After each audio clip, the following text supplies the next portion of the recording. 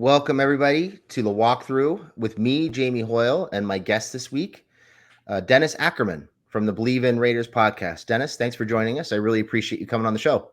Thanks for having me on. And I got to tell you, looking at that video of all the old San Diego Chargers stuff brings back a lot of memories. I don't know what a bigger travesty is that the Chargers are no longer in San Diego or the Raiders are no longer in Oakland. I think it's probably equal billing. Yeah, they're both travesties. And I was just thinking to myself, I love that clip that package that we run because of all the highlights, but we fit 60 years worth of highlights into 1 minute. And that's kind of sad. I don't think there's another team that's been more of a head scratcher, mysterious of why they haven't been more successful than the Chargers over the last couple of decades. Really, I mean, everybody you talk to, it's like, why can't this team figure it out? The talent is there, everything seems to be there, but they just can't seem to figure it out for whatever reason. Yeah, I'm sure we'll get into it, but it's got a lot to do with the coaching and something that's never going to change, which is the ownership and the family running the team. So, but we'll get into that here in a few minutes. So, I wanted to kind of kick off the conversation by asking you about Josh McDaniels. He's somebody that Chargers fans have been begging for the team to hire for, God, it seems like a decade now. And I've always said, no, the guy can't handle people. He's terrible. You don't want him anywhere near your organization. So what went wrong? What ultimately led to his dismissal, and what were some of the issues and problems that the Raiders dealt with McDaniels? Well, when Mark Davis hired him, he was supposed to be this offensive guru that was going to help fix whatever seemed to ail Derek Carr. He was going to put this offense together. He had the weapons: Devontae Adams, Josh Jacobs, Hunter Renfrow. And for some reason, this offense, in particular this year, struggled under him. They averaged under 16 points a game. With all those names I just gave you that brought in Jimmy Garoppolo, he was supposed to be Josh McDaniels' guy. They jettisoned Derek Carr, who's now with the New Orleans Saints. And for some reason, what was supposed to be the strength of this team was the biggest weakness. Now, in McDaniels' defense, the offense has not gotten much better under interim head coach Antonio Pierce. They've actually regressed a little bit because basically they're working with a rookie head coach, a rookie offensive coordinator now, and a rookie quarterback. So, look, I think there was numerous things with McDaniels. I think he was a little bit too regimented, trying to be like his predecessor, Bill Belichick, and it just wasn't a good fit. It was just a matter of when, not if, but when is Mark Davis going to realize he made a mistake? And I think it just came to a boiling point after that embarrassing Monday night game against the Detroit Lions. The Raiders lost 30-14. And to be honest with you, it wasn't even that close. And after that, I think Mark realized, look, this is not a good fit. I'm going to go separate ways. Decided to go with Antonio Pierce. And here we are sitting at 5-8 and on the outside looking at the playoffs. And looking at this point, the Raiders are playing for pride, see where they're going to draft in 2024 and see where this franchise is headed, what kind of direction they're headed in after this year. So when they dismissed McDaniels, there were a lot of stories about a team meeting that kind of spurned that decision about how the players were reacting to him versus how they were reacting to Antonio Pierce. So what was it about Pierce that the players were drawn to, and what was it about McDaniels in that meeting that was kind of the icing on the cake? So from everything that I read, McDaniels actually didn't talk. It was Antonio Pierce talking for McDaniels. And look, Antonio Pierce is a former player. I think the guys can relate to him. He won a Super Bowl with the New York Giants. His story when he was undrafted, had a cup of coffee in Washington, and then basically became a starting linebacker and a team captain with the New York Giants. And I think especially on the defensive side of the ball, a lot of guys took to Antonio Pierce. And the Raiders defense has really gotten better this year when Pierce was the linebackers coach, and Patrick Graham is now the defensive coordinator. He still is, but the Raiders actually have a top 10 defense now in points allowed. Jamie, the last time the Raiders had a top 10 scoring defense was 2002, the last time they went to the Super Bowl. So a couple decades of futility, yes, exactly. So look, the defense has gotten better with Antonio Pierce, but the offense, like I just said, is it's just a head scratcher with as much talent as they have on that side of the football. I mean, they have not scored a touchdown in 6 quarters. They got shut out by Minnesota, and they were shut out the previous game in the second half against the Kansas City Chiefs. So, whether it doesn't seem to matter who's coaching this team right now, they can't get the offense going. I can one up you on that. The Chargers, before they scored in the fourth quarter against Denver last week, had scored one offensive touchdown in 11 quarters. You can Bleav that with that offensive personnel. See, that's more of a head scratcher to me because you look at Justin Herbert, Keenan Allen, who I know is not going to play, but it seemed to me the quarterback's position is fine with the Chargers and your skill position. So that's even more confusing to me how a team with that much talent on the offensive side of the ball can't put up any points. I don't get that. They have not been able to move the ball consistently without Mike Williams. They can't run the ball. They can't protect Herbert. And teams can take Keenan away. You can bracket him. You can do things to make life difficult on him. And they don't have anybody else right now who they can count on to catch the ball and make plays. So it's really making things difficult. They're having a really hard time protecting Herbert. Just extra rusher, overload blitz. You get a free rusher at him every time. They can't account for it for whatever reason. Jamie, sounds like we're making this one out to be a high-scoring game Thursday night between the Raiders and Chargers. A low 7-6, 6-3. That certainly would not surprise me. Oh boy, it's not going to be high on entertainment value. We'll put it that way. I think only faithful fans of the Chargers and the Raiders will be watching this one, and maybe not even some of them. So you mentioned the Raiders offense. They've got some personnel. Josh Jacobs, who, am I mistaken, he's not playing this week? Questionable. It'll be a game time decision. Okay. Obviously, Devontae Adams. Hunter Renfrow, who seems to have completely disappeared from the offensive game plans this season and for a good chunk of last year, even for whatever reason. But issues at quarterback. So what's going on at quarterback? Do the Raiders believe in Aiden O'Connell? Is he the guy?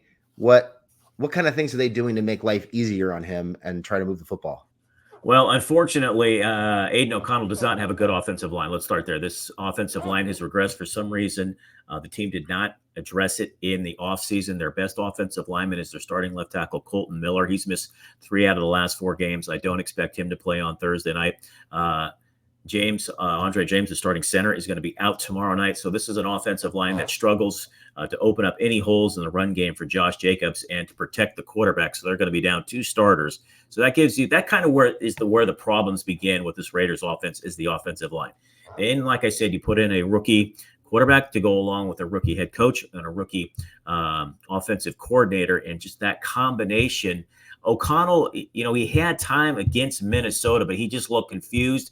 He looked very lost. His footwork was not good. So, look, he's come in. He's thrown 4 touchdown passes, 7 interceptions. He's completing around 65% of his passes. He's won a couple of games, but he's only got a few games left in his audition. And right now, look, the offensive line is a huge need. But right now, the Raiders, their biggest need going into the next draft is find a franchise quarterback. They brought in Jimmy Garoppolo. They thought he was going to be the answer. One, he couldn't stay healthy, and when he did, he didn't look confident playing behind that offensive line. He was leading the NFL in interceptions when Antonio Pierce took over and benched him. So it starts with the offensive line, but the quarterback position is the biggest one that they have to solve and figure out in 2024, and I don't think it's Aiden O'Connell right now. I'd say that's probably a pretty fair assessment. One of the things that stood out to me about him the last time the Chargers and the Raiders played was it seemed like he was having a really hard time with ball security in the pocket. Obviously, the line didn't help with that, but I think he fumbled the ball 3 times in that game, took a bunch of sacks, and it just seemed like he was having a hard time protecting the football. Has that improved at all in the pocket? Yeah, that was his first start, and Khalil Mack obviously had a day to remember for the Chargers in that game. Would he have 6 sacks, I Bleav, against? Yep. So I don't think Khalil's going to get 6 this time around, but you never know. But yeah, that was his first start. He was clearly holding on to the football too long. So fumbles haven't been the issue with him. It's been the interceptions, as I mentioned. He's throwing 7 now, and he's a little bit reluctant to run. Sometimes when you're watching the games, you'll see perhaps, okay, Aiden, you got some room to run. Just tuck it and take off. Or maybe if the first read is there, even though it's just a dump off, take it. He has a tendency to still hold on to the ball too long, and as a result, they are racking up a lot of sacks against him, especially in particular. Minnesota had 5 last Sunday.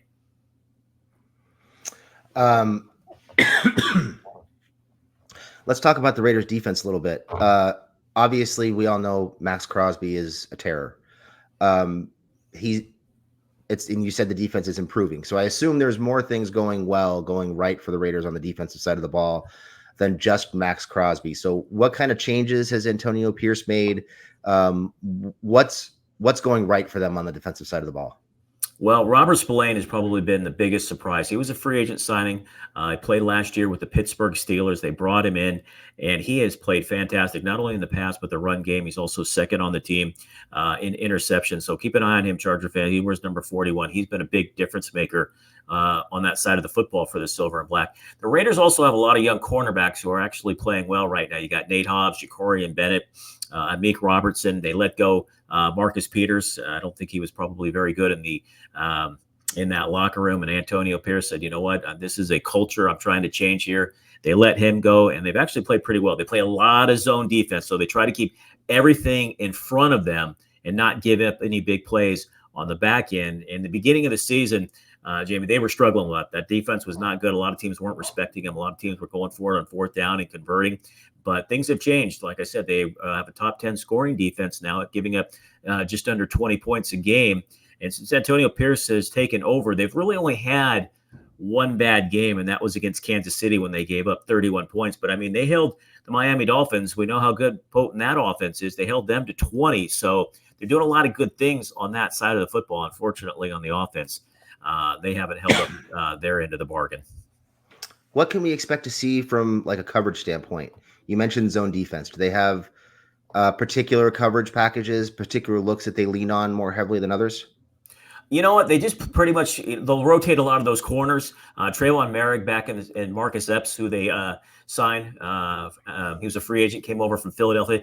He's been known to be better in the run, but he's actually played very well in the past. And the Raiders, their secondary has gotten better in terms of creating turnovers via interceptions. I Bleav they have 14 this year, which is the most they've had in about 5 seasons. Now, they still struggle a little bit to force fumbles. That's one area where the defense is still a little weak. I think they've only forced or had 3 fumble recoveries this year. So, look, they're going to play mostly zone. They're going to rely on Max Crosby and the rest of the defensive front to try to pressure the quarterback, to put pressure on them, to get the ball out, and then gang tackle. Like I said, they have done a good job of preventing a lot of big plays. And if they can keep everything in front of them, their tackling has improved tenfold over a year ago. And that's been the key to the success over the last, I'd say, 6-7 games on the defensive side. It sounds a lot like what the Chargers try to do: play zone defense, keep everything in front of you, and tackle. The Chargers just don't tackle or cover or do much of anything right on defense. So it's been a bit of an issue. Letting people catch the ball and then not being able to get them on the ground has been a huge challenge for the Chargers all year long. But, Jamie, what's been the difference is because when we saw the Chargers early in the season, like I said, Khalil Mack had, the 6 sacks, and I think the limited the Raiders to 17 points. So what's been the difference since then? Because the Chargers defense looked very good to me that day. Their defense is very prone. Actually, it's been a little bit better the last couple weeks. They've been very prone to giving up the big play, particularly against the run. Now that the run defense, against the pass, the run defense had been better for most of the season. Now they're starting to get leaky against the run as well. But what you see is big cushions. I'm talking 8, 10, 12-yard cushions, playing cover 6, cover 4, trying not to let anybody get past you deep, and still getting gashed up the seams for big chunk plays and getting beat over the top. So that's been their bugaboo really all season. Didn't see it as much against the Patriots because the Patriots don't have an offense. Saw it in spots, mostly when the defense was tired against the Broncos last week. But you've just seen quarterbacks comfortable standing in the pocket, delivering 15, 20-yard strikes up the seams down the field, and just gashing the Chargers, not being able to get off the field on third down, giving up 6, 7, 8 yards on first down, just not really good at much of anything outside of Mack and Tuli Pelotu getting to the quarterback. So if O'Connell has, let's just say, a little bit of time, then you can expect Adams and Renfro and Myers to be roaming around in that secondary free. I mean, Since Brandon Staley has been with the Chargers, I do not recall them covering Devontae Adams at all. So, and Adams was hurt in the last game, if I'm not mistaken. I think he got hurt in the second or third quarter of that game, missed a good chunk of the game. He did, but I think he came back and put up some big numbers in that one. I think he did leave in the first half. I think he injured his wrist, if that memory serves me correct. You're right, but he did come back, and I think he did play well in the second half. Yeah, he's always open against the Chargers. They'll try to have Asante Samuel Jr. cover him because he's really their best cover corner. He's too small to cover Adams, and Adams gives him fits as a route runner. Michael Davis can't tackle. He was benched recently, but the guy that replaced him is hurt. So they're really thin at corner. They're thin in the secondary in general. So yeah, I would expect Adams to have another big game. I don't know about Renfro. It seems like they handle Renfro pretty well for the most part. And Jacoby Myers, I think he played pretty well the last time the Chargers played them. Yeah, he's been a pleasant surprise. When the Raiders signed him, I didn't know much about him. The only thing I knew was the previous year he was the one who threw the lateral pass at Chandler Jones, snared out of the air, and then knocked over Mac Jones and ran it back for a touchdown on the final play of the game for the Raiders to beat the Patriots. When the Raiders signed him, I was like, okay, but he's played very well for the Raiders. He's been consistent throughout the season. He's been probably the number 2 offensive weapon just behind Devontae Adams, but Myers has been key for the Raiders offense so far this season. Have the Raiders figured out how to get Renfro involved again, or is he still struggling to stay involved? No, Antonio Pierce has the offense is definitely, he's been seeing the field a lot more since Pierce took over as coach. I think nobody could figure out why Hunter Renfro was in Josh McDaniels' doghouse. I mean, this was a guy 2 years ago, caught over 100 balls, and we used to call him third and Renfro because it seemed like he was always open on third down, converting into first downs. And then last year, he did get hurt, and for some reason, it just wasn't a good fit in McDaniel's system. There was talk about trading him in the offseason. That didn't happen. They drafted Trey Tucker. It seemed like out of Cincinnati, he was going to come in and take Renfro's spot. That really hasn't panned out yet. So the Monday night game against Detroit, Renfro played a season high. I don't know how many plays it was. And I thought, okay, they're just showcasing him to trading him. But then the next day, McDaniels got fired. And since then, Renfro's role in the offense has certainly increased. I think he had 3 catches last week to lead the team, but he also had a key fumble inside the red zone when the game was scoreless and the Raiders perhaps were going in for the touchdown, which might have been the only touchdown of that game. But yeah, Renfro's his productivity and his playing time has certainly increased under head coach Antonio Pierce. So do you think Pierce is someone who might be in line to get hired as a full-time head coach, or do you think they're shopping for a big name coach moving forward? So right now they're 2-3 under Antonio Pierce. And looking at the schedule, Jamie, this looks like their last winnable game because after this, they've got the Colts, they have the Chiefs in Kansas City, and they've got the Denver Broncos. And so that would get them to 6 wins, which would match their win total from a year ago. He would likely finish with just 3 wins. On an interim basis, they're finished 6-11 with him and 3 wins. I don't think that gets him the job. Look, I know the players like him. They rally around him. They listen to him. He listens to the players. I think they have a good relationship. But the man who's going to make the decision is Mark Davis. And so far, he's proved he cannot make the correct decision since he has come in. They've gone through a lot of coaches, Dennis Allen, Jack Del Rio, John Gruden again. Rich Bisaccia did a great job as the interim coach, and I think a lot of people felt that he should have got the job. But at the time, Mark Davis wanted someone with an offensive mind. That's why he brought in Josh McDaniels. That didn't work. Now he's got another interim head coach. Now he's got to make another decision in the offseason. Do I bring back Pierce, which is highly unlikely at this point? And what kind of coach is he looking for? Is he looking for an offensive mind? Is he looking for a defensive mind?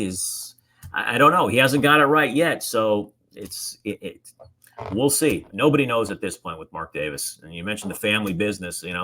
Mark hasn't done that great of a job since taking over for Al back in 2011. Yeah, you mentioned Rich Bisaccia, and another name that came to mind of somebody who I thought they should have hired at the time and didn't was Hugh Jackson. Yeah. 2 guys who were interim coaches who did really well. The players responded to them and were basically begging for the team to hire, and they didn't do it. And I know there are some Chargers fans who are really kind of hoping they don't hire Pierce just because of the way the players are responding to him. Do you think they'll shop for a big name guy? Like I've heard rumors that they might want to bring Gruden back. I've heard rumors they might hire Harbaugh. Or do you think they'll shop for somebody they can control a little bit more? Yeah, I don't think they would bring Gruden back for a third time. I'm not sure the league would even allow that. And Harbaugh is a name that is always associated with the Raiders. That's where you got to start on the Raiders staff. He was very close with the late Al Davis, Harbaugh. The thing with Harbaugh, look, he's a proven winner, whether it's been at Stanford, whether it's been with the 49ers, whether it's been with the Michigan. But at the same time, Jamie, always drama with John Harbaugh. It's just, is he worth all the headaches off the field that he brings and all this drama? I mean, he's a proven winner, but Jamie, as you know, the Raiders have enough drama off the field to deal with. They don't need anything more. They need calm. They don't need chaos. They need calm. And I don't know if John Harbaugh brings calm. He brings, a winning resume. There's no ifs and buts about that, whether it's at the college level or the NFL level with all the success he had with the 49ers. But just this team has had enough drama, whether it's been in Oakland, LA, or in Vegas. They don't need any more. So I don't know. It's a great question. I just don't know which way Mark Davis is going to go at this point. Yeah, I mean, there's been a lot of talk about Harbaugh with the Chargers. Apparently he's enamored with Justin Herbert, and there's thought that he might want the job and that there may be some mutual interest with the team as well. And the thing that I always say is he's the guy that I wanted them to hire when they hired Brandon Staley. And the reason is because he has that proven track record. He's going to win. The downside is, he's not going to be there very long. 5, maybe 6 years, he's going to piss everybody off and he's going to be gone and he's going to burn every bridge. So he better have a good staff behind him. But if you want to win, you could be looking at 2 AFC title games in 5 or 6 years, which maybe there's a trade-off there. So hard to say exactly what's going to happen with either team. I think, we mentioned the family business a couple times. I think that's one of the biggest things that's holding both teams back right now. I know it's holding the Chargers back. John Spanos making football decisions has not gone well for them. This is going to be his 4th head coach hire now. 4th. And first 3 did not go very well. So is he going to get out of the way and hire somebody who knows what they're doing? Is he going to hire somebody else he can control and manipulate? We don't know. We're hoping he wants to win and be taken seriously, because right now it's hard to take him seriously. And I think the Raiders are in a similar situation.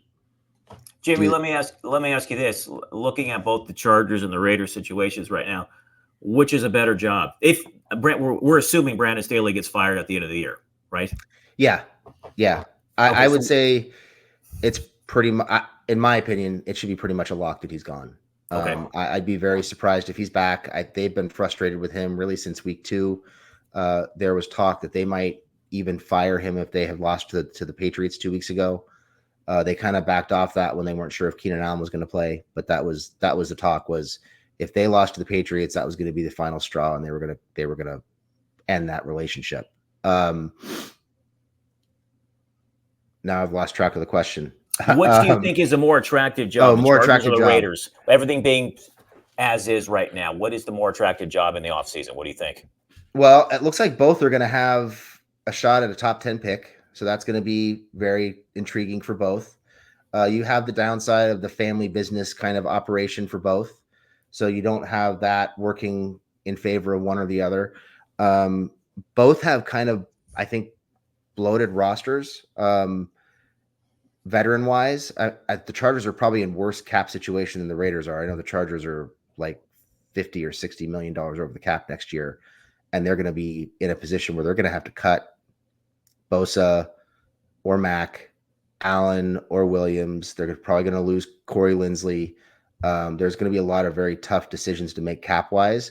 I'm not that familiar with the Raiders cap situation. Are they in a decent cap position? They are. The only big hit they could possibly be taking, what to do with Jimmy Garoppolo. He would be a big cap hit if they do let him go after this season. But other than that, they're actually in pretty good shape. The Raiders have some pieces. Like I said, they've got Adams, Josh Jacobs. He'll be a free agent. It's just the quarterback. That's the thing is, I like you said, the Chargers aren't in good shape in terms of cap, but the Chargers have a franchise quarterback in Justin Herbert. The Raiders don't have one, and there's no guarantee you're going to get one in the draft. I mean, I've heard there could be 5 quarterbacks who could be taken in the first round. But as you know, as anybody else, the draft is a crapshoot. You don't know what you're going to get. So, look, at least the Chargers have their franchise quarterback in Justin Herbert. I know he's out for the rest of the year, but that's the one thing that if I'm looking at these two jobs, I'm like, I've got my quarterback. With the Raiders, I'm not quite sure. There's some pieces in place, but I don't have a quarterback, and I don't know if I'm going to get one in the draft, even though it looks like they will have probably, like you said, a top 10 pick, but there's still no guarantee that rookie pans out. Yeah, I think Herbert is a very big check mark in the Chargers' favor. Anytime you've got that franchise quarterback to start with, that's obviously a huge advantage when you're talking about what's going to draw a coach. And I think, you can look at the Chargers cap situation two ways. You can say, well, they're kind of screwed. They've got to cut all these guys. And what's the roster going to look like for a new coach? Or you can look at it and say, hey, whoever comes in is going to be able to put their fingerprints on this team, make their decisions about who to cut, who to keep.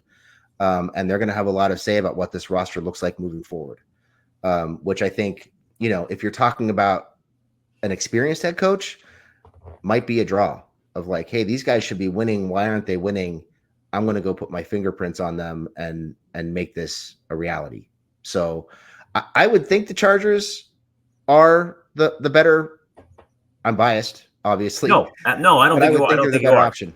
Yeah, I agree. Like I said, Justin Herbert is the big reason why I think it's a more attractive job. I don't think you're being biased at all.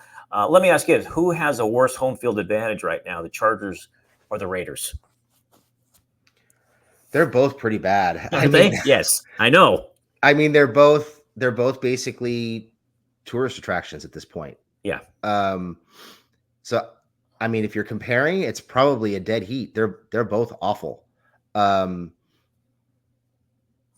guess the one thing that I would say is in LA, if you win, you're going to draw. And I don't know that you're ever going to have a stable fan base in Los Angeles.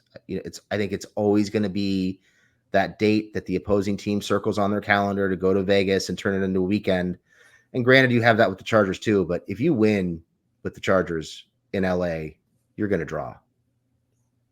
Yeah, I tend to agree. I mean, you turn on the TV and every time, whether it's the Chiefs, you see all the red. I mean, all the purple last Sunday with the Viking fans, and the Vikings were 6-7. They weren't much better than the Raiders, but the Raiders just right now haven't done much since they've relocated. Mark Davis got a stadium, but he does not have a loyal fan base like he had in Oakland. I mean, you would see visiting fans in Oakland, but not like you're seeing in Vegas. Like you said, it's a destination. Well, like you said, once the schedule comes out, okay, our team's playing in Vegas. We're going for the weekend. Season ticket holders, the Raiders aren't winning. They're not entertaining. They're not an entertaining team at all. We'll put our tickets up for sale, and you can see all the visiting team colors every home game. It's different. I mean, they needed a new stadium. There's no doubt about it. But once Mark Davis committed to Vegas, he got a stadium, but he certainly didn't get his fan base with him as well. And they may have overestimated the ability and willingness of Raiders fans from Oakland to travel to Vegas. Yeah, big difference between being in Vegas and in Los Angeles. Yep. Much easier. I mean, you got flights from the Bay Area down to LA every hour on the hour, and it's just much easier. Or you can get in the car and drive, and you're there, 4 or 5 hours. Where people from the Bay Area, they're not going to Vegas. And I don't know how many people still go to Vegas from Los Angeles, but as you said, I think Davis might have overplayed his hand. No pun intended. Yeah, I think so. So what do you think this game is going to look like tomorrow? What's your expectation? Well, look, you and I were talking before. The Raiders are coming off a 3-0 loss. The Chargers, 6-0? They beat the New England Patriots. Chargers scored 13 points in their last 8 quarters. Okay, the Raiders have scored 3 points in their last 6 quarters. So Aiden O'Connell versus Easton Stick. Before I go there, who is Easton Stick? Please tell me and tell Raider fans who want to know, who the hell is this guy?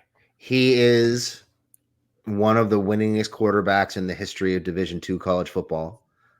Starting quarterback for the North Dakota Bisons, I believe. I think that's right.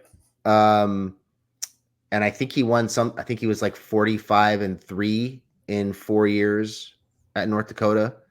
And that's pretty much where the accolades end. He's a 6 foot tall, 195-pound soaking wet quarterback. He's good athlete. He's good on his feet. He can extend plays, get out of the pocket. Arm strength is a little lacking. You'll probably see a lot of 3 to 7 yard passes for the most part. He did hit a deep pass to Quentin Johnston last week that got some fans excited. I never understood it. There's a section of the Chargers fan base that just loves Easton Stick. I can't explain it personally, but when Herbert became the starting quarterback, there were some Chargers fans who thought that Stick should have got the first crack. So that's absurd. I know. I don't disagree at all. But they love him. I guess it's that little guy mentality, the plucky, scrappy little guy is easy to root for. But I think it's gonna be pretty ugly. Well, Jamie, let me ask you this. Keenan Allen, I read, is out for Thursday. So who's he throwing to? Good question. We've been asking that all year, even with Keenan on the field. Okay. Because Keenan tears up the Raiders. He's always had a lot of huge games, no matter who's quarterback, and he has always been a thorn in the Raiders' side over the years. Yeah, so Mike Williams is out. Right.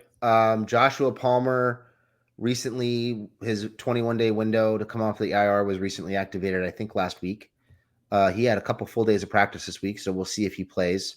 But if he doesn't play, you've got Jalen Guyton, who 2 years ago was a Chargers speed option. But some Chargers fans have taken to calling him Jalen Glutton because he's got a little bit of a dad bod now since coming back from a knee injury. Let's see who else. Alex Erickson, a 31-year-old journeyman practice squad wide receiver who got the game ball against the Patriots 2 weeks ago because he caught the pass that basically allowed the Chargers to put the game away. And then Quentin Johnston, who has dropped more balls than he's caught this year. And Darius Davis, their 4th-round wide receiver last year, who basically is just a kick returner. You might see him run the ball on a jet sweep every once in a while, or even be in the backfield on occasion, but they don't really throw the ball to him. So, and then Gerald Everett is their tight end, and they'll throw to Eckler when he's on the field, but not a whole lot there. Wow. And the Raiders are averaging just over 15 points a game. They're one of the worst scoring offenses in the league. So what I just said with that, and what you just said with that, first 1 to 10? That's possible. Yeah, very likely even. Wow. Oh, my goodness. 10-3, 10-7 maybe? Can we get 2 touchdowns combined? 10-6, 10-7, 10-9. Wow. It's so what we're saying is bet the under, whatever it is, bet, because I know the Raiders are favored by 3. So whatever, I didn't look at the over under, but whatever it is, it sounds like go way under. And that says a lot about both teams, that the Chargers don't have Justin Herbert or Keenan Allen, and the Raiders are only favored by 3. Right. We're selling this as a great game, aren't we? We sure are. Yeah, it's gonna be painful, I think. I can't wait for Al Michaels to be calling this and get his little sarcastic jabs in, and oh boy. Oh, it's been bad the last 2 weeks watching Chargers games. I mean, we've had the announcers for CBS just routinely saying, God, this is a mess. What's going on here? What is Brandon Staley doing? This is such a mess. Just in and out of commercial breaks, ripping his 4th down decisions, criticizing his game management. It's bad. It's a hard watch. 2 teams pretty much going nowhere, looking ahead already to the 2024 draft. Yep, absolutely. I know I'm looking forward to it. We do a lot of draft work on our podcast, so I'll probably be starting to watch draft prospects here pretty soon. The thing is, I don't have any faith in the Raiders drafting because they can't get it right. I mean, Tyree Wilson, who was the number 7 overall pick, he missed all of training camp because of a foot injury that he suffered in his last year of college. He's actually starting to play a little bit better, but the number 7 overall pick has just 2.5 sacks on the season. Now, granted, he wasn't expected to play as big as role, but with Chandler Jones having off the field issues, Wilson got pressed into duty, and But the Raiders, year in and year out, have certainly whiffed on their draft choices. Alex Leatherwood, who they took a couple years ago, starting right tackle, he's not even in the league, and they took him just a few years ago. So not a lot of faith on the Raider front office over the years to get it right in the draft either. Yeah, the Wilson draft pick was one that confused me because, like I said, we do a lot of draft work on our podcast, and he was somebody that I get the measurables because he's big and he's an Yes, he athlete. is. But that's about where it stops. Yeah. I mean, you're really banking on projection at that point with him. There just wasn't a lot on tape to be excited about, in my opinion, in college. So I was surprised when I was hearing top 10, top 5 type projections for him. Not something I saw coming. Not a lot of us didn't either. Well, Dennis, I think that's going to do it. Do you have anything else you want to add before we jump out of here? No, I think my biggest thing was who is Easton Stick, and you broke him down. He broke down the offense of the Chargers. So actually coming out of here, I don't expect a great game, but I'm actually thinking the Raiders might actually win this one. Like we said, 10-6, maybe 10-7, and get their 6th win to match last year's total and be like, okay, it is what it is. I'll take it. Well, I'd actually be okay with the Raiders winning because that means the Chargers get one step closer to being in the top 10. So I would not hate that. Well, Dennis, I really appreciate you coming on. I thought it was a fun conversation. I'm sure our audience is going to enjoy it. So thank you so much. You're welcome to come on anytime. I really enjoyed it. Yeah, Jamie, thanks so much for having me. Greatly appreciate it. You're very welcome.